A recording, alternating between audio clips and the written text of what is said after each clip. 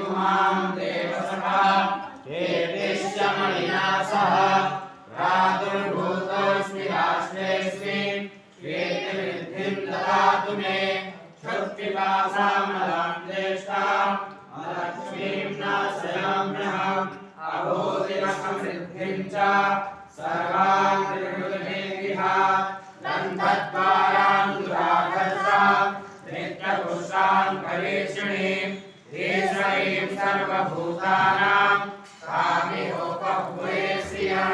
मनसा काममाकुतिं वाचा सत्यमसीमहि वसूनामरूपमन्नस्य मयि श्रीश्रयदान्विषः कर्तमेन प्रजा भूता मयि संस्पर्शः इयं वासय मे सुरे मातरं पद्ममालिनी आपस्त्रियन्तु सिंहानि चिकलेतवसमे गृहे निजदेवी मातरं श्रियं वासय मे कुले आग्रां पुष्करिणीं पुष्टिं पिङ्गलां पद्ममालिनीं चन्द्रां हिरण्मयीं लक्ष्मीं जातवेदो महावहां